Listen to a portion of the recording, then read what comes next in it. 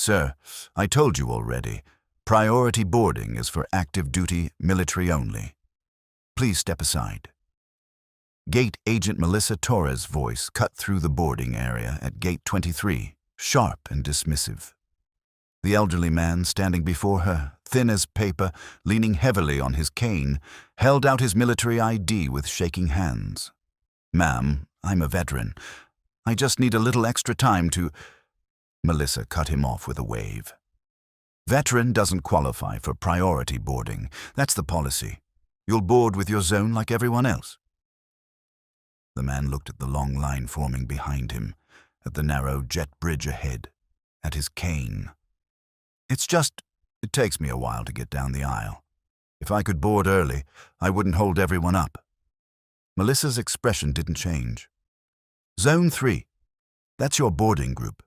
Please move aside so I can board the passengers who actually qualify." The old man stepped back slowly, his weathered face resigned as other passengers pushed past him.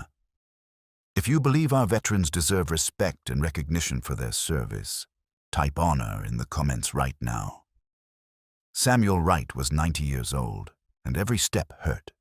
His knees were bone on bone, his hip replacement was 15 years old and failing, and his hands shook from essential tremor that made simple tasks like buttoning shirts an ordeal.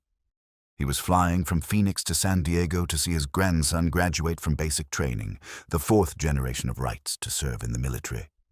Samuel had bought the cheapest ticket he could afford on his fixed income. Priority boarding wasn't included, and he understood that, but he'd hoped, maybe foolishly, that his veteran status might grant him a small accommodation. Not because he was entitled, but because getting down a narrow airplane aisle with a cane while healthy passengers pushed past was genuinely difficult. He wore his old flight jacket, not for attention but because it was comfortable, broken in over decades. The patch on his shoulder was faded, the text barely legible. Instructor pilot, 58th Fighter Squadron, Luke Air Force Base. The jacket had been his constant companion for 40 years. From 1965 to 2005, Samuel had taught young pilots how to fly fighter jets. He'd started in F-4 Phantoms during Vietnam, transitioned through F-15 Eagles, and finished his career in F-16 Fighting Falcons. He'd trained more than 3,000 pilots over 4 decades. Some had gone on to fly combat missions in Vietnam, Desert Storm, Iraq, Afghanistan. Some had become test pilots, astronauts, generals. Some had died in training accidents that still haunted Samuel's dreams. Some had died in combat, their names on memorials Samuel visited every year. He'd been mandatory retirement age for civilian instructors when he'd finally left Luke Air Force Base in 2005, walking away from the only job he'd ever loved. Flying had been his life. Teaching others to fly had been his purpose. Now, at 90, struggling to board a commercial flight, that life felt very distant.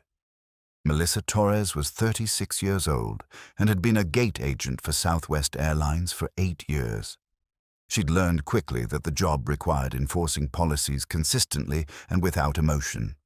If you made exceptions for every sad story, you'd never maintain order. Priority boarding had clear rules. Active duty military, passengers with disabilities who'd paid for the service, elite status members. The old man with the cane didn't meet any of those criteria. Veteran status alone didn't qualify. Those were the rules. Not her rules, airline rules. Melissa had dealt with plenty of veterans who expected special treatment just for having served decades ago. She respected military service, but policy was policy. The old man would board with Zone 3 like his ticket specified. He'd manage fine. Everyone managed fine. The people who complained the loudest usually had the least reason to complain.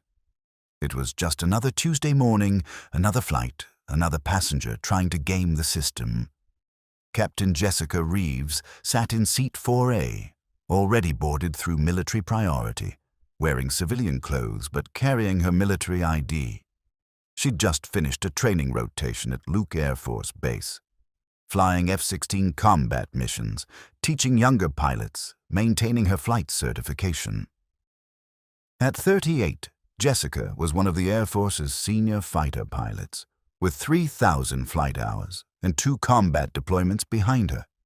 She'd been scrolling through her phone when the commotion at the gate caught her attention. Watched the elderly man ask for early boarding. Watched the gate agent refuse. Watched the old man step aside, defeated. Something about the scene bothered Jessica, triggered some instinct she couldn't quite name.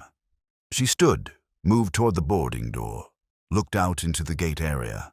The old man stood off to the side now, leaning heavily on his cane, and Jessica could see his jacket clearly. Her breath stopped, the patch on his shoulder. Instructor pilot, 58th Fighter Squadron, Jessica's training squadron, her old squadron. She stepped into the jet bridge, squinting at the old man through the gate door window. The patch was faded but unmistakable. Then she saw his name tape, barely visible on the worn jacket. Wright. Samuel Wright. Jessica's heart hammered. She'd seen that name 1,000 times.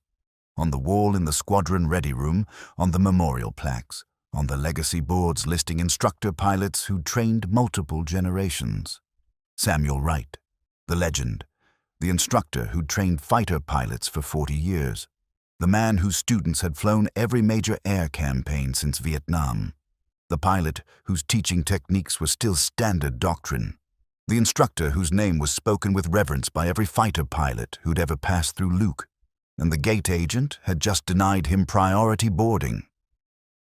Jessica turned and walked back through the plane, straight to the cockpit. "Captain Morris, I need to speak with you. Right now." Captain Dave Morris, the airline pilot, looked up from his pre-flight checklist. "What's wrong?" Jessica's voice was tight. "Sir, there's a man at the gate who's being denied boarding priority. His name is Samuel Wright. He's 90 years old, he's got a cane, and he trained every fighter pilot in the Air Force for 40 years. Morris frowned. "Okay, but what?" Jessica cut him off.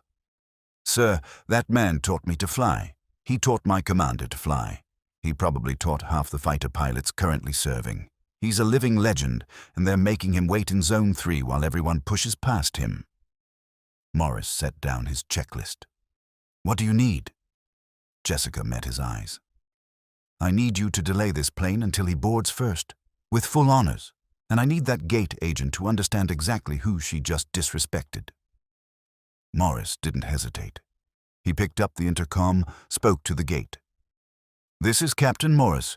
We have a situation that requires immediate attention. Gate agent, please come to the aircraft door." Melissa appeared 30 seconds later, confused. "Captain, is there a problem?" Morris gestured to Jessica. "Captain Reeves, United States Air Force. She has something to tell you." Jessica's voice was controlled but cold. "The elderly man you just denied priority boarding to, Samuel Wright, do you know who that is?" Melissa shook her head. "Should I?" Jessica pulled out her phone, brought up a photo from the squadron ready room at Luke. Samuel Wright, 30 years younger but unmistakably the same man, standing in front of an F-16, surrounded by young pilots. Samuel Wright was an instructor pilot at Luke Air Force Base for 40 years. From 1965 to 2005, he trained over 3,000 fighter pilots. He taught pilots who fought in Vietnam, Desert Storm, Iraq, Afghanistan. He taught astronauts, test pilots, combat aces. Jessica's voice gained intensity. That man developed the training curriculum that's still used today. His techniques for teaching air-to-air combat are in Air Force doctrine manuals. His students have shot down enemy aircraft, protected ground troops, flown precision strikes that saved American lives. 3 of his students became generals. 2 became astronauts. 17 died in combat, and he attended every single funeral. Melissa's face had gone pale. "I didn't know. He just said he was a veteran." Jessica stepped closer. "He didn't say he was a veteran. He didn't say he trained 3,000 pilots. He didn't say he's a legend in the fighter pilot community. He just asked for a little extra time to board because he's 90 years old, with a cane, and narrow aisles are hard. And you told him to move aside." Captain Morris spoke up. "Ma'am, here's what's going to happen. You're going to go out to that gate area. You're going to find Mr. Wright, and you're going to personally escort him onto this aircraft before anyone else boards. And you're going to apologize." Melissa nodded quickly, turned, but Jessica stopped her. "Wait, not good enough." She pulled out her phone, started typing rapidly. "I'm texting every fighter pilot I know who might be at Luke right now. I'm telling them Samuel Wright is here. I'm telling them he was disrespected, and I'm asking them to come say thank you properly." Within 5 minutes, Jessica's phone exploded with responses. Within 10 minutes, 4 active duty fighter pilots in flight suits appeared at Gate 23, having sprinted from the base operations building across the airport. Within 15 minutes, 6 more arrived, some in uniform, some in civilian clothes. They gathered at the gate, surrounding Samuel Wright, who stood confused and overwhelmed as young pilots introduced themselves, shook his hand, told him he'd trained their instructors, told him his techniques had saved their lives. Melissa stood frozen, watching the scene, understanding slowly and horribly what she'd done. Lieutenant Colonel Mark Saunders, one of the Luke instructors, stepped forward. "Mr. Wright, sir, I was trained by Captain Hastings in 2015. Captain Hastings always told us that everything he knew, he learned from you. He said you were the finest instructor pilot who ever lived." He rendered a salute. "Sir, it is an honor." Another pilot, younger, barely 30, added his voice. "Mr. Wright, I just finished my transition training to F-16s last month. My instructor is Captain Reynolds. He has your photo on his desk. He tells every new pilot that if they're half as good as Samuel Wright, they'll be better than most. Sir, you've touched every generation of fighter pilots." Samuel stood there, leaning on his cane, tears running down his weathered face. "I just taught what needed teaching. You boys did all the hard work." Jessica shook her head. "Sir, you did more than teach. You created a legacy.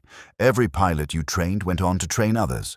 Your techniques, your philosophy, your standards, they've been passed down through generations. You've influenced 50 years of fighter aviation." Captain Morris appeared at the gate door. "Mr. Wright, sir, if you're ready, we have an aircraft that won't be leaving until you're comfortably seated. Captain Reeves has requested you board first, and I've approved her request." He turned to the waiting passengers. "Ladies and gentlemen, we're going to delay our departure by a few minutes. This gentleman is Samuel Wright. For 40 years, he trained United States Air Force fighter pilots at Luke Air Force Base. He taught the men and women who defend our country from the sky. He is a true American hero, and he will be boarding first with the honor and respect he deserves." The entire gate area erupted in applause. Samuel couldn't move, couldn't process what was happening. The fighter pilots formed an honor corridor, 3 on each side. Captain Reeves took his arm gently. "Sir, may I escort you aboard?" Samuel nodded, unable to speak. They walked slowly down the jet bridge, the fighter pilots saluting as he passed, passengers applauding, Melissa standing to the side with tears streaming down her face. On the aircraft, passengers stood as Samuel entered. Captain Morris stepped out of the cockpit, came to attention, rendered a salute. "Mr. Wright, on behalf of this crew and every passenger aboard, thank you for your service and your sacrifice. It is our genuine honor to have you flying with us today." He gestured to first class. "Sir, we've upgraded you. Please, take any seat you'd like." Samuel was placed in 1A, the fighter pilots helping him get settled, stowing his cane, making sure he was comfortable. As they deplaned, each one shook his hand, thanked him again, and left business cards with personal phone numbers. "Sir, if you ever need anything at all, you call me." Jessica was the last to leave. She crouched beside his seat. "Mr. Wright, you taught my primary instructor, Captain Williams, back in 1998. Everything I know about flying, everything I know about being a fighter pilot, comes from the foundation you built. You saved my life before we ever met, because the skills you taught kept me alive in combat." She took his hand. "Thank you, sir. From every pilot you trained, and every pilot they trained, and every pilot who will ever benefit from what you created. Thank you." As the plane prepared for departure, the flight attendant made an announcement. "Ladies and gentlemen, we have a very special passenger with us today. Samuel Wright, seated in 1A, was an Air Force instructor pilot for 40 years. He trained over 3,000 fighter pilots who went on to defend our nation. Mr. Wright, this entire aircraft thanks you for your service." The cabin erupted in applause again. Passengers approached throughout the flight, veterans introducing themselves, families thanking him, people asking for photos. Samuel sat in his first-class seat, overwhelmed and humbled, trying to process how a morning that had started with rejection and dismissal had transformed into recognition he'd never sought and never expected. When they landed in San Diego, Captain Morris announced that Samuel should remain seated while everyone else deplaned. Then, at the gate, Samuel was greeted by an honor guard from Naval Air Station, North Island. His grandson had called ahead, spread the word, and the Navy had responded. Samuel Wright exited the aircraft to Marines presenting arms, sailors saluting, and a grandson in dress blues with tears streaming down his face. The truth is that legends walk among us unrecognized. They don't announce their significance. They don't demand attention. They live quiet lives, carry humble demeanors, and expect nothing in return for decades of service and sacrifice. Samuel Wright trained 3,000 fighter pilots. He shaped air combat doctrine. He influenced 50 years of military aviation. But when he asked for a small accommodation to board an airplane, he was dismissed as just another old veteran trying to game the system. We make this mistake constantly. We see someone elderly, someone struggling, someone who doesn't fit our narrow definition of important, and we enforce our rules without thought, without compassion, without taking 60 seconds to ask who they are, or what they've done, or what they need. We forget that the most extraordinary people are often the quietest. We forget that true greatness doesn't seek recognition. We forget that behind every weathered face is a lifetime of contribution we can't begin to understand. Melissa Torres learned that lesson at 30,000 feet, watching through a gate door window as an aircraft delayed its departure to honor a man she'd dismissed. She learned that respect shouldn't require a resume, that compassion shouldn't need justification, that treating people with basic human dignity isn't an exception to policy. It should be the policy. She learned that the greatest honor we can give anyone isn't allowing them special privileges, but simply recognizing their humanity and treating them accordingly. 3 weeks later, Melissa attended a ceremony at Luke Air Force Base where Samuel Wright was honored by the current generation of fighter pilots. She stood in the back, watching, learning, understanding that some mistakes can't be fixed, but can be learned from. And she never again enforced a policy without first considering the human being standing in front of her. Subscribe to my channel if you believe our veterans, all of them, not just the ones with dramatic stories, deserve our respect and basic human decency. If you believe that before we enforce rules and policies, we should remember that we're dealing with people who have lives and histories and dignity that matter more than our procedures.